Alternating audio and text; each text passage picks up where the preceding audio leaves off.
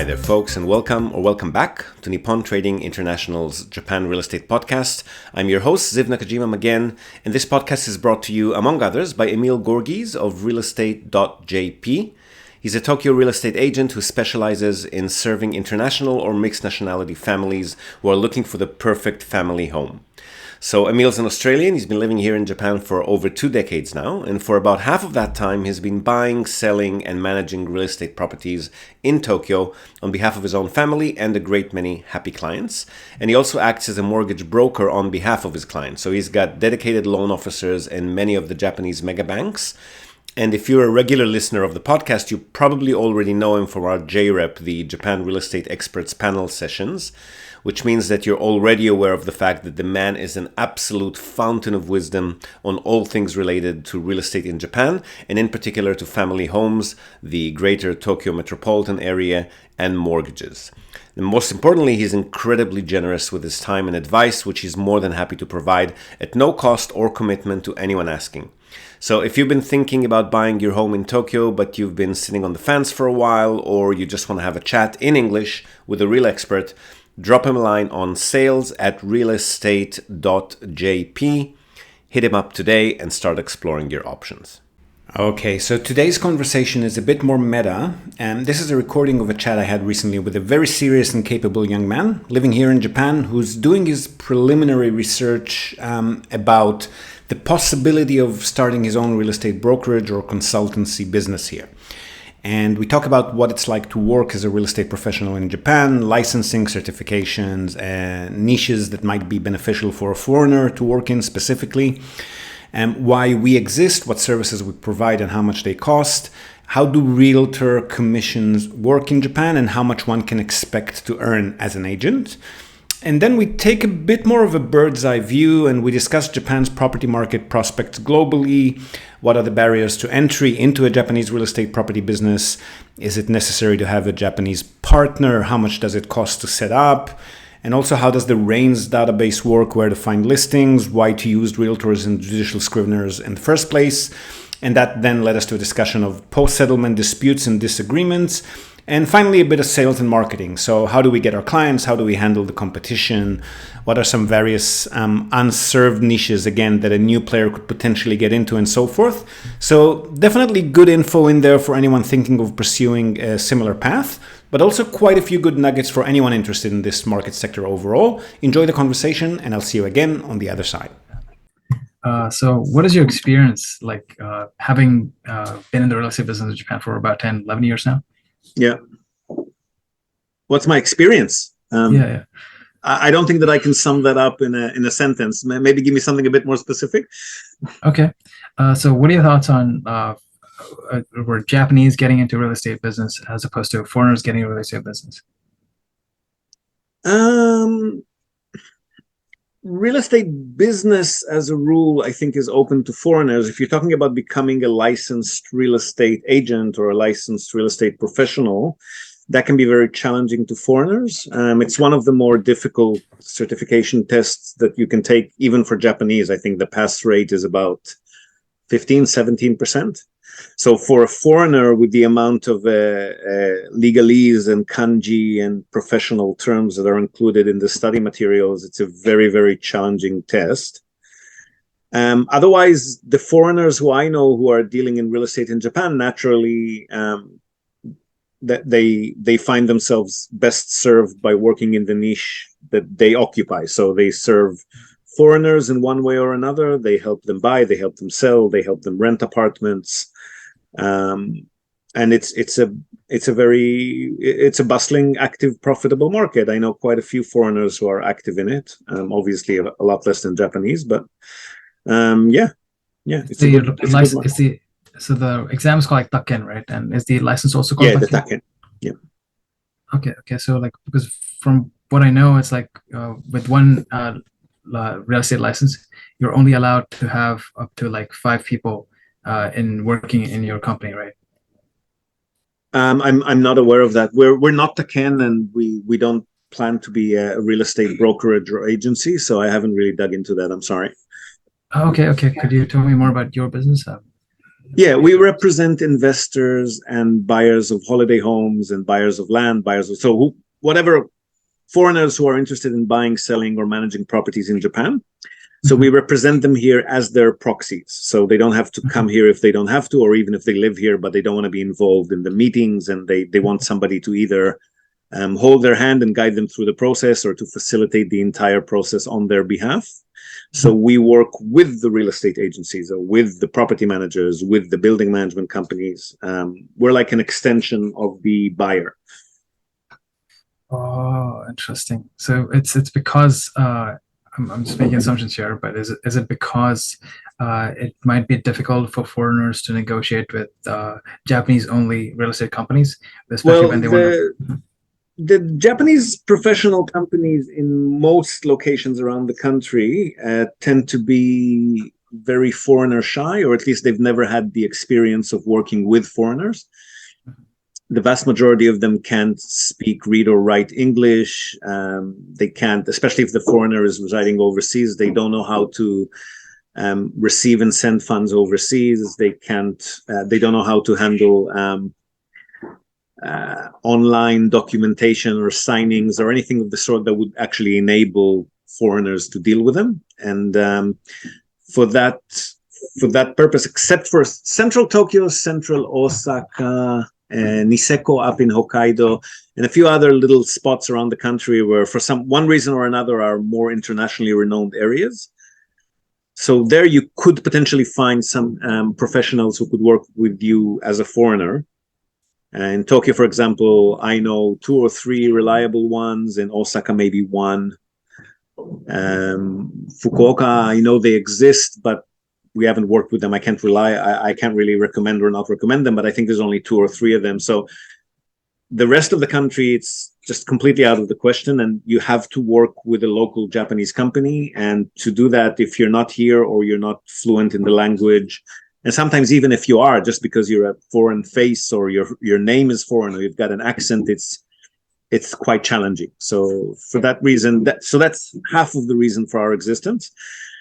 And the other half is just the fact that the market here is a bit unique in many aspects. There are things here that don't exactly work the way that they work in other property markets around the world.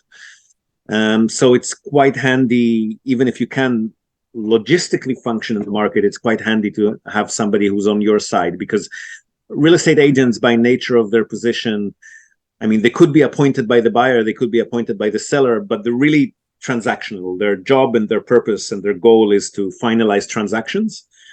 Often they need to finalize as many transactions as they can to meet their quotas.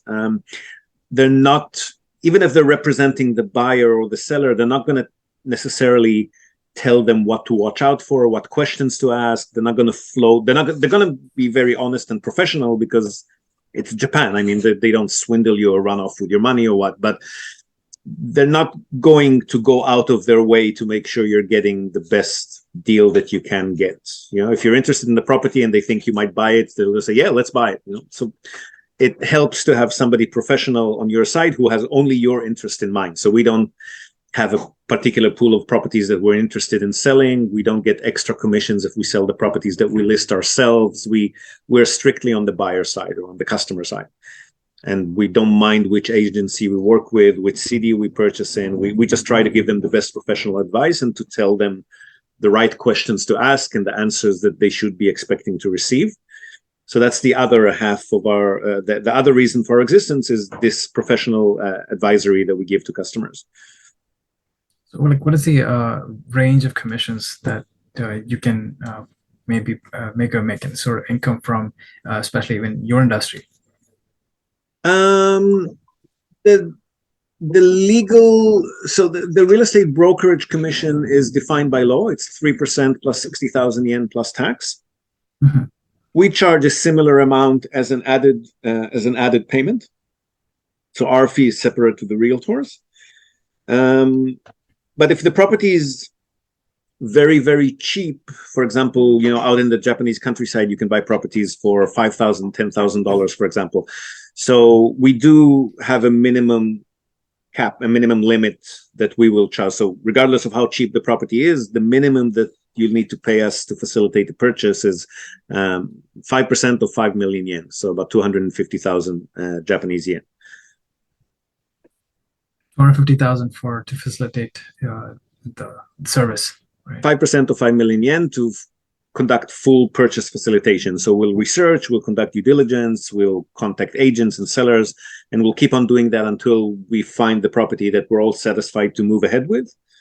And we'll take it all the way to settlement and appoint a property manager if it's an investment property.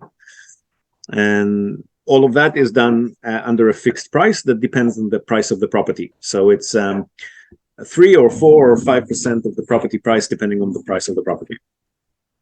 What do you think? What are your thoughts on the scope of the market? Like, how much can you expand with this sort of business, and what is the future looking like for this business? Well, Japan is the world's second biggest property market. It's transactions, and I think capital-wise, it's second only to the USA. And it's also the only country in Asia where land is freehold for non-resident buyers, or at least there's no limitations of any sort on non-resident buyers. Like Australia is also freehold, for example, but foreigners can only buy brand new off-the-plan development properties, right? They cannot buy a second-hand property that's got a tenant in it already, for example. So Japan is the only country in Asia Pacific, the only country in Asia Pacific that doesn't have any limitations on foreign buyers. So considering the size of the market and the transparency and the liquidity of the market, I see it as, I'd say, unless the population really shrinks beyond a certain point, I'd say it's an endless scope. I mean, definitely for a small company like ours, there's a lot of room to expand. Yeah. So I really want to learn more about this particular industry, and like, what are the scope, especially let's say when you're starting up, what is the capital requirement for you to start up such a business, and what is the barriers to entry for people who are already living in Japan but are maybe foreigners? Well, financially, it doesn't cost that much to set up a business. So assuming that you're going to bootstrap it and, the first few years or the first few months at least work from home and, minimize your expenses, then all you need to pay is usually about 150 or 200,000 yen to set up the company. And then annually for accounting and bookkeeping, the minimum corporate tax, depending on which city you set up, but the minimum corporate tax that you'll have to pay, even if you haven't made any profits, is going to be about 100,000 yen. And then your accounting and bookkeeping for a commercial entity like a company would cost you every year, depending on the accountant and how fluent in English they are, but let's say about 150, 200,000 yen at a minimum, right? So the financial barrier to entry, aside from the setup cost, is can you afford to pay $3,000-4,000 a year in corporate maintenance, even if you're not making any money, right? We interrupt this broadcast to tell you about Tokyo Family Stays. They're a short-term rentals company in Tokyo, and they offer a home away from home experience, which is just perfect for remote working, quarantining, if that's still a thing, or if you just need somewhere quiet to get away from the world. They offer a variety of options for families, corporate relocations, or even if you're simply transitioning between homes in Tokyo. The properties are super comfortable, tastefully furnished, fully equipped with all amenities, and they accommodate up to 10 people. So really the only thing you'll need to bring with you is your toothbrush and maybe a change of clothes. They come with fast unlimited wireless internet, dedicated workspaces, and fully equipped kitchens, and they're just a delight to stay in. Fantastic alternative to Japanese business hotels, which if you've ever stayed in one, you probably know they're tiny, they're noisy, fine for a night or two if you're on your own, but longer term or with a family, you'll probably feel you're in a jail cell very quickly in a Japanese business hotel. So if you want to give yourself a sense of space and freedom by renting a real home with comfortable Western beds, including all the necessities like baby bedding, children's toys, high chairs, etc., you definitely want to reach out to Tokyo Family Stays. They've been at it for over a decade. They're a fully licensed minpaku or short-term stay operator. And as a special bonus for our viewers and listeners, they're also throwing in a breakfast basket upon arrival for anyone who books and mentions the Japan Real Estate Podcast or NTI. And not only for guests, if you're a property owner, you've got an investment property that you want to tweak for higher profit, or a holiday home that you want to rent out when you're not using it via short-term stays, drop them a line today, see how they can help you maximize your property's income. And again, as a special bonus to our viewers and listeners, they're also offering a free audit of your existing short-term stay listings without any obligation whatsoever. So feel free to reach out to them at tokyofamilystays.com. Well worth a visit. And again, if you're in the market for a family home in or around the Tokyo metropolitan area, Emil's your man. Don't be shy to reach out to him as well at sales@realestate.jp. And now, back to the podcast. If you want to like have the business license or like business manager visa for say, you need to have like an address for your business, right? Sorry, I thought you said you're living in Japan. I am living in Japan, but like you cannot declare your address or your residency as your business address, no? Well, that's if you need a visa. If you've already got a visa and you're already living in Japan, then nobody cares where your office is. It can be your home. See, is there a need for like, let's say, a Japanese partner for legal reasons, like for Legally, example, no. Legally, no. But that's to answer the other part of your question about the barriers to entry. You're probably going to find that because if you're working in Japan's real estate market, even if your customers are all foreigners, the third parties that you're going to be dealing with on a regular basis are, of course, Japanese companies, Japanese sellers, Japanese organizations, and you'll probably find that a lot of them will be quite reluctant to work with a foreigner, even if you're very fluent in Japanese. So I would very much advise to have a Japanese partner who can handle at least the initial contact with any new company or new person that you want to be working with, right? So in our case, for example, once we've had a meeting with a particular realtor and we've done a deal or two with them, then I can call them up and say, hey, I got a customer coming. Can you meet us and take us to see some properties and stuff like that? So they know me. They already know that, my Japanese is not very proper. It's very casual. And, I don't dress or act or behave in exactly the way that they would expect me to. And it's fine because they already know who we are. But if I was to try and make the initial contact in the initial meeting and show up the way I am as a foreigner in a meeting for the first time with and the real estate industry is quite old school in Japan as well. It's not exactly cutting edge technology and, international minded and so forth. So at least for the first contact with the Japanese entity, it's always good if that's conducted by a native Japanese person who can speak proper Keigo and everything. So I would definitely advise to get a Japanese partner. Yeah.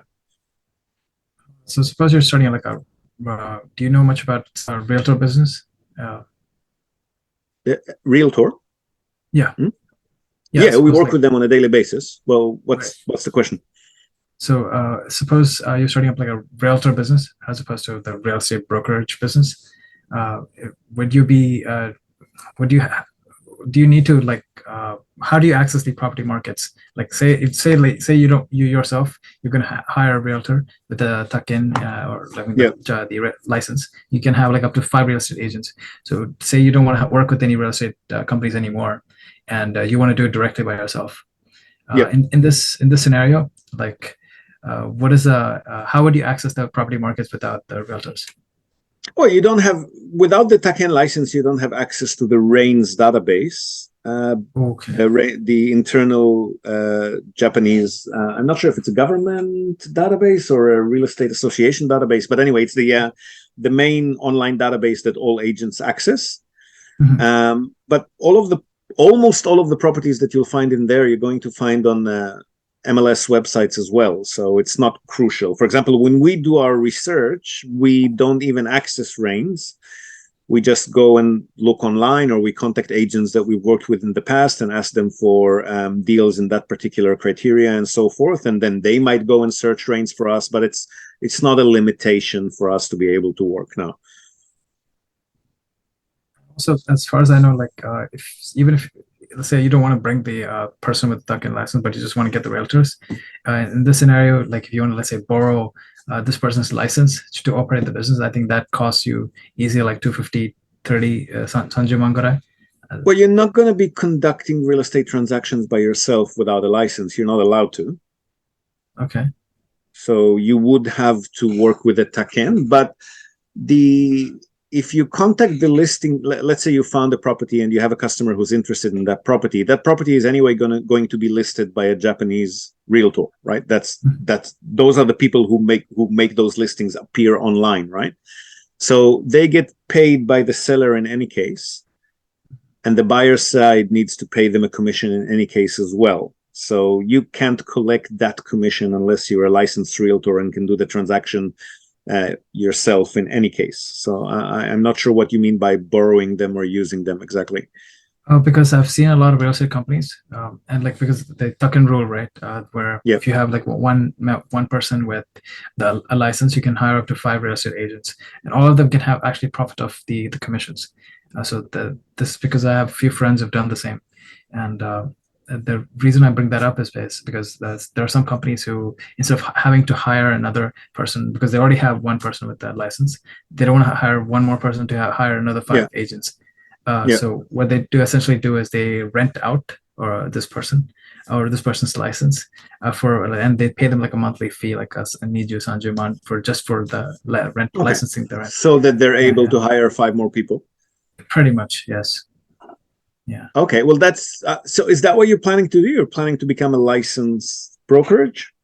Yeah, that's what I was thinking of doing. Yeah. Okay, I understand. So, those are considerations that I don't have, and I'm not aware of them because we don't have to comply with those kind of licenses. Mm-hmm. Well, so for your business, for example, how do you say you want to make off? Is most of your income just primarily from the service itself, or are you able to also get a share of the commission when you sell the real estate property to the buyer? So we get paid by the buyers for the service separately to all the other real estate costs involved. So the realtor gets their commission, the legal and registration fees get paid, taxes of course get paid, but we get paid separately. So our customers hire us in advance. They pay our fee or a fee estimate depending on what budget they think they'll be purchasing in advance, and from that point we start representing them. That's the main source of our income. The other it used to be a minor source, but now as we have a larger and larger client portfolio, it's becoming more of a major source, is the monthly management of the portfolio. And then agents or judicial scriveners that we've worked with on a regular basis for a long time also pay us a small commission of their fee, but that's very minor. It's like 10% of what they make, they give to us for giving them a client a deal. That's very interesting. So in your form of business, like how exactly do you define it as a real estate brokerage business, right? Sorry? How exactly do you define your business? We are portfolio managers and proxies, or buyer's advocates is another term you can use. Okay. Buyer's advocates is maybe not entirely correct because we help people sell and manage the property as well. Mm-hmm. So yeah, probably more accurate to call us proxies or portfolio managers. Okay, portfolio management. I see. What is the capital requirement for that type of business? Especially like if you're not working in Tokyo, let's say you're working in a different area like Osaka, somewhere like in near the Kansai region. The cost of capital would be entirely up to you, depending on how you're going to be running your business. If you want to have a street shop front where people can just walk in, then obviously it's going to cost you a certain amount of rent per month. Mm-hmm. If you want to immediately hire staffers to handle the paperwork or the phone, then it's going to, that question is something that you can define for yourself. Depending on what your capital is, to start a business online from home, which is how we started, doesn't cost much. See, and then as you can see that you're generating income, you can then decide if you're going to expand, if you want to afford the monthly rent, the monthly staffers, whatever you need. All right. So I wanted to ask another question on like the RAINS database. Yep. Do you by any chance have any licensed professionals working for you? No, we work with third parties again, so they would be the ones logging in or looking at the RAINS. Okay. Because I was like looking into the database and read somewhere that you actually have to have you have to pay money to list on RAINS. I think so, but that's only if you want other agents to help sell your properties. In your case, you're probably going to be marketing them directly to foreigners. Right. So there's not really any advantage in Japanese agent helping you find buyers for Japanese properties. That doesn't serve your niche, does it? No, the reason why I bring it up is because say I find someone who has a property in Japan and he wants to sell his property, or he or she wants to sell his property. Do they have to list it on Reigns, or can they sell it outside of Reigns? As far as I'm aware, they can sell it outside of Reigns as well, as long as there's a realtor involved in the transaction. I mean, legally, you can actually sell a property directly from one owner to another without a realtor. We do this, for example, when our client wants to sell a property and we have another client who wants to buy it.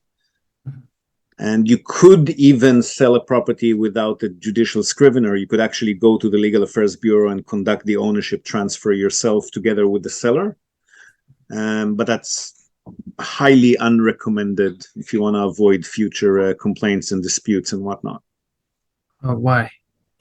Well, the judicial scrivener is the equivalent of a property lawyer, and they're the ones who make sure that the title deed is kosher, that everything is documented properly, that all the documents and the money have changed hands properly, and they're government licensed, and their authority on the transaction prevents any potential legal disputes in the future. Yes. So, has there been an incident in your case where there has been a legal issue after you've changed hands?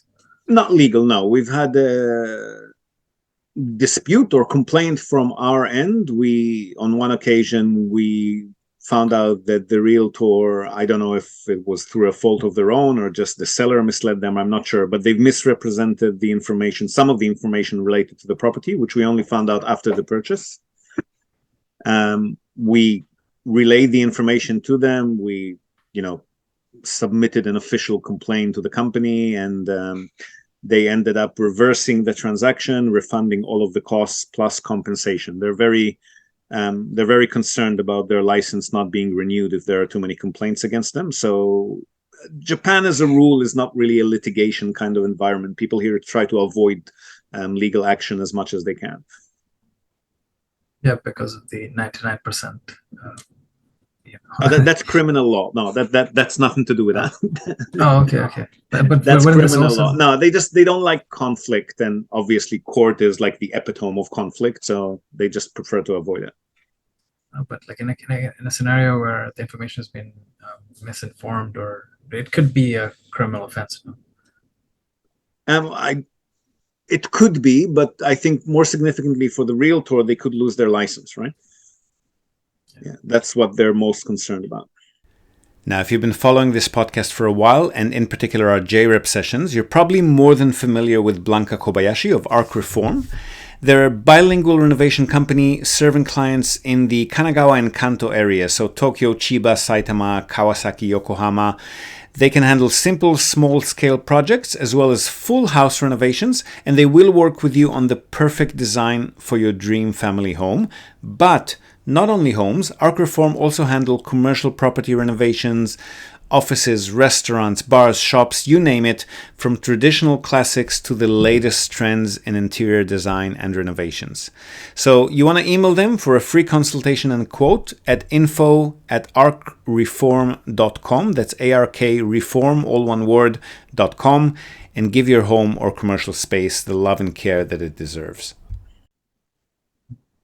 Okay. So like in your case, when you started 11 years ago, right, your business in Japan, how did you come about finding the clients for your business? Our marketing was always content-based inbound marketing. So we write a lot of articles. We have the Japan Real Estate Podcast. Recently, in the last couple of years, we started also doing videos. So some of the podcasts we convert to video format. I'm recording calls like this that I do with people like you or with customers or potential customers. And we publish all of that content on our own channels and occasionally as a guest content on another platform. Like, for example, Singapore Financial Investment magazine who was interested, or an Asian real estate magazine who was interested in publishing articles about Japan.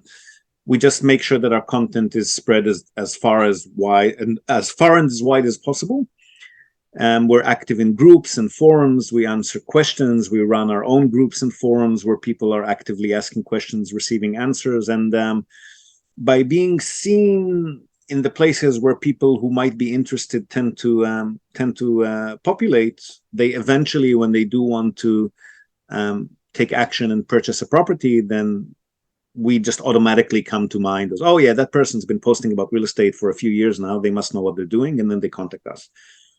Like, how would you say compare to a competitor who right now there are like a lot of young companies that are starting up videos on TikTok, say YouTube. So how would you how do you compete with them? How do you prevent yourself from losing clients or from gaining future customers? Losing clients, or losing clients to competition was never a huge concern for me. I tend to, this is maybe going back to our offline conversation about philosophies and values, but I tend to feel that the world is abundant enough for as many businesses as I don't think there's a limit on the number of customers that a business might be able to get. So when somebody gets a customer, I don't feel that's coming out of my own pocket. And I tend to feel that the type of the content that we put out is different to the type of the content that other people put out. And we tend to attract the right kind of customer. I mean, obviously, it's never 100%. We, once in a blue moon, we do get a customer that we end up not wanting to work with. But generally speaking, we'll be attracting the kind of customers who are attracted to the kind of content or the kind of image that we project. Whereas people who do a different kind of marketing, I don't see that's a problem. If someone's attracted to, I mean, we also do videos, right? We're definitely, our marketing manager is now studying TikTok, and we occasionally put some stuff out on Instagram, and I don't feel that somebody who's attracted to a video that's for example showcasing quick money and high profits and flashy condos in overlooking the Tokyo Gawa River or stuff. I mean, that's not the kind of customers that we tend to attract, and we're not interested in them anyway. The customers who tend to find us tend to do business with us because they appreciate the leveled, neutral information that we present, the fact that we also point out the negatives and not just the positives, and we break down due diligence into very, very clear numbers, and we evaluate everything, and we point out, I mean, that's the stuff that attracts the kind of customers that we want to have to us, and that's fine with us. We're not trying to compete with people who are pumping out more flashy or I don't know, lucrative looking content or whatnot. If someone were to start portfolio right now, like in this year, or maybe say next year, 2023, what sort of company would you, or what sort of business or niche area would you recommend them to focus on, especially in this market? You mean what, niche that's maybe not being served at the moment, that kind of thing? Yeah. Let's see. So there are a few companies, I think one of them is still active, who were, for example, focusing on foreclosure properties. Mm-hmm. They do exist in Japan. It's a bit of a different system to the court foreclosures that you might be used to from other countries, but they do exist in Japan as well. That's a niche that I don't think is very properly being served at the moment. We do occasionally get questions about it, and we don't deal with it because it's too much of a hassle for us to constantly try to bid on auctions and attend court to get new information. So we're not active in that space, but I think people are asking about it more or less regularly. Why isn't there enough attention on people doing that business? I mean, besides the difficulty of dealing with legal issues. It's not the legal issues. It's just a very hands-on business. The auction system in Japan is closed auction. So everybody submits an offer on a sealed envelope, and then whoever submitted the top offer gets the property. And so you're not going to have a chance to overbid somebody who bid higher than you and so forth. So what that means is that you're often submitting 100 offers to get the one property that you actually succeeded with, right? You also don't know what the other people are offering, so it's very difficult to exactly assess what's the right number to offer. And you're also buying sight unseen. There's very little information available on the property before you purchase it. So all of those combined for us create more of a hassle than we're happy to deal with, right? Another niche area that's currently not being served is holiday property management in the countryside. So if you've got properties that you want to lease out, let's say you've got a ski home somewhere up in Nagano, you're only using it for 2 weeks a year, and you want to lease it out, short-term stay, Airbnb, whatever, the rest of the year. There are simply no management companies in those areas, Japanese or English-speaking companies, that can help you with that, right? So usually because it's not worth it for them, if there's only 2 or 3 houses in an area that they might get as customers, it's not worth it for them, obviously, to set up shop. But if you were able to come up with a solution that would enable you to somehow outsource local people in that area to do the management tasks on the customer's behalf, if you were to become an expert in, for example, recruiting local cleaners and people who can handle check-ins and check-outs in areas that don't have this kind of service available for for holiday home owners, that's probably a niche that's going to be quite profitable, because we have constantly people asking about that, and we constantly have to tell them that we just can't help them because there's nobody there to manage the property for them, right? I see. But then again, the ones that actually have demand are fairly limited now. How do you mean? The areas that actually have demand, the residential, the holiday properties that actually have demand, are limited to certain areas, specific areas, right? So yes. So the challenge is in having, because each local municipality have their own regulations about how attendant you have to be. For example, if you have to have a person within 30 minutes from the property, or 1 hour from the property, or just on call on the phone. So the challenge there would be to try and logistically position yourself in a place where you could have reasonable access to all of those locations that you would be serving, and be able to get people. I mean, there's problems that you need to solve, but it's a niche that's not being served at the moment. let's see. That is interesting. Okay. Is there like any recommendation for you for, let's say, someone starting up shop like today? How would you address issues of profitability or not having enough clients? Let's say a lot of clients were probably not unwilling to work with you, especially when you're early and when you're new, right? As opposed to, let's say a client has 4 options and he says 3 of them are pretty experienced and 1 of them is extremely experienced. He's most unlikely to pick the one that is newest to the industry or newest in the market, the newest shop. So how would you, as a new shop or a new business in town, how do you address that? Well, one option is what we just spoke about, is to own a niche that is not being served by others at the moment. So then there's no competition, really. That's how we started, for example. And now there are a few companies who do similar things, but we've definitely got the run on them. We've been doing this for a long time and very efficiently. And the other way to differentiate yourself is obviously by the level of service that you provide. So, for example, if you serve your first customer free of charge or at a very low price, then you'll probably win over the competition, and then you'll have a case study, right? Then you'll have somebody to refer potential customers to in the future, and if you do a good job, then they'll testify that you did a good job, and then it becomes easier. The first customer is the hardest. After that, it becomes it snowballs. It might take some time to snowball, but it will eventually get there, as long as you're doing a good job. Obviously, if the product or service that you're offering is shit, then you're not going to have customers. True. Yeah, so that's all I wanted to clarify for today. Yeah. I'm sorry, but I will need to go soon. I've got another appointment that I have to go. But I'm happy to continue this on another day if you want. Or maybe, do you want to maybe do some homework and come back with more questions, and then we'll do another session? That sounds good. That sounds good. All right. Anytime, man. Always happy to. All right. Yeah. Great meeting you, man. Fantastic meeting you too. Have a good day. Bye.